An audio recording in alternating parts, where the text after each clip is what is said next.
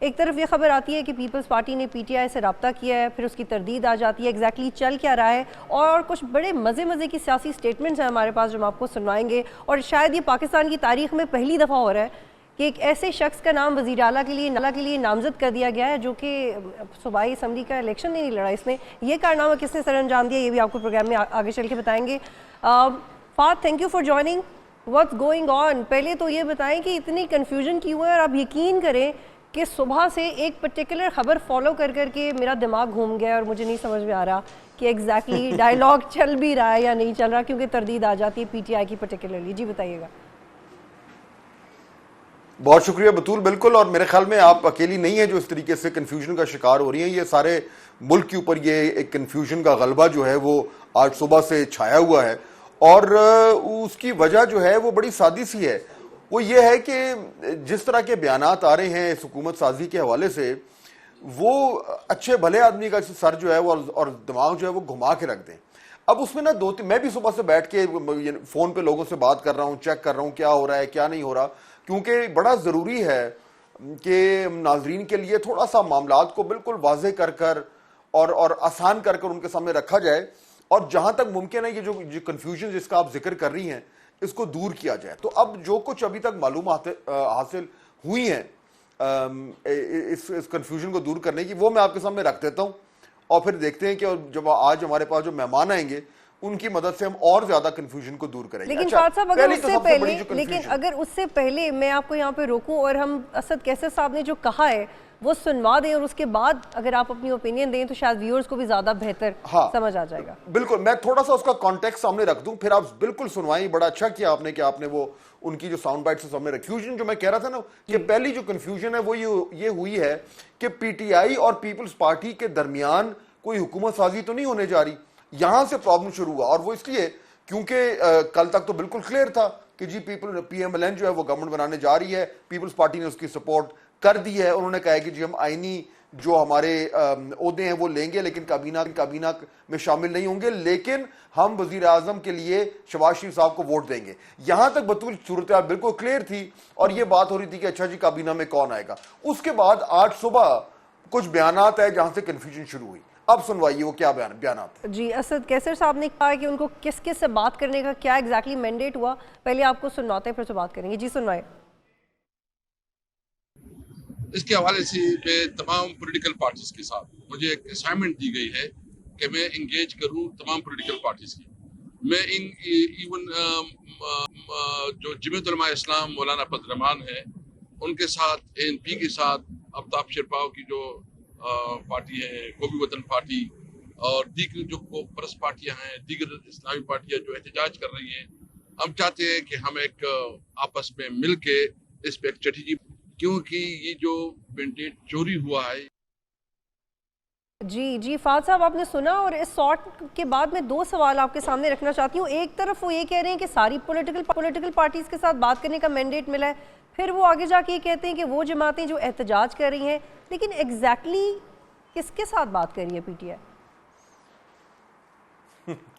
بالکل ایسے ہی ہے. اور دیکھیے اس میں یہ جو اسد کیسر صاحب نے یہ بات جب کی، اس کے بعد میڈیا پہ بھی یہ چلنا شروع ہو گیا ذرائع کو کوٹ کر کے کہ جی پاکستان پیپلز پارٹی سے بات کر کے حکومت بنانے کے لیے پی ٹی آئی تیار ہے. اچھا، میں اس کا سورس بھی آج کھوجتا رہا کہ اس کا سورس کیا ہے، اور ان حالات میں بطول اگر اجازت دیں تو میں یہ بھی کہہ دوں کہ کچھ ہماری انڈسٹری کا اور ہمارے جو چینلز ہیں ان کا بھی تھوڑا سا قصور ہے، کیونکہ اس وقت نا افواہوں کا، ڈس انفارمیشن کا، مس انفارمیشن کا اور گوسپ کا بازار گرم ہے. یہ ہمیشہ ہوتا ہے جب حکومت سازی ہو رہی ہوتی ہے تو یہ ایک بازار گرم ہوتا ہے. لیکن اس لیے ہمیں تھوڑا سا ایکسٹرا کیئرفل ہونا پڑے گا کہ کوئی شخص آ کے ہمارے کان میں کہہ دے کہ جی یہ ہو رہا ہے تو ہم اس کو بریکنگ نیوز کر نہ چلا دیں. تو اس وجہ سے یہ باقاعدہ، تو آپ نوٹ کریں کہ انہوں نے اسد کیسر صاحب نے یہ باقاعدہ طور پر نہیں کہا، لیکن اس کے بعد سے یہ بازار گرم ہو گیا. اور پھر کیا ہوا، ہر طرح کی جو ہے وہ کنسپیرسی تھیوری آنی شروع ہو گئی کہ جناب اب تو یہ نئی الائنس بن رہی ہے، عمران خان صاحب سے بات چیت کامیاب ہو گئی ہے، یہ ہو گیا ہے، وہ ہو گیا ہے. اس کے بعد پھر تھوڑی چند گھنٹوں بعد بیرسٹر گوہر صاحب جو ہے وہ عمران خان صاحب کو مل کر نکلے، پھر انہوں نے بھی کچھ کہا، شاید ہم وہ بھی سنوا سکتے ہیں. جی بالکل، انفیکٹ سنواتے ہیں. جی سنوائیے گا.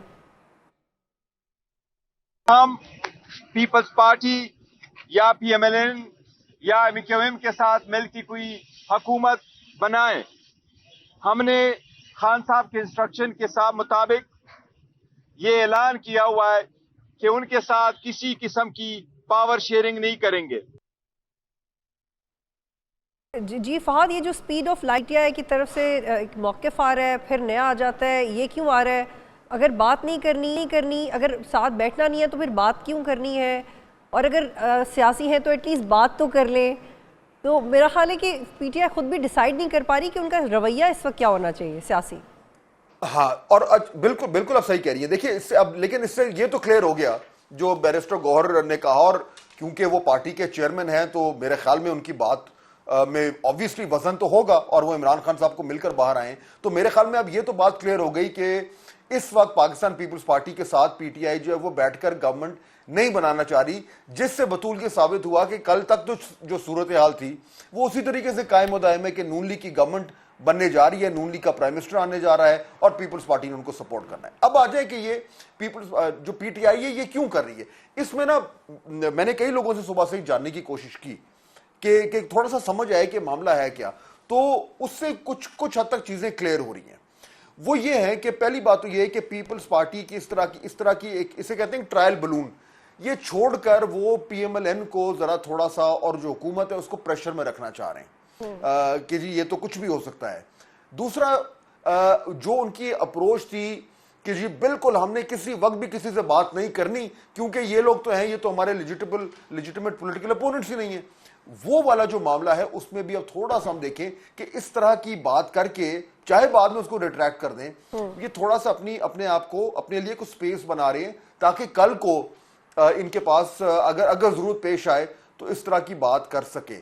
اور اسی نقطے سے جڑتا ہے وہ دوسرا اہم ڈیولپمنٹ بطول جو ابھی ہونے جا رہی ہے کچھ ہی دیر میں، جہاں پہ، اور یہ کبھی آپ نے سوچا تھا بطول کہ وہ دن بھی آئے گا کہ پاکستان تحریک انصاف کا ایک وفد جو ہے وہ مولانا فضل الرحمان کو جا کے ملے گا.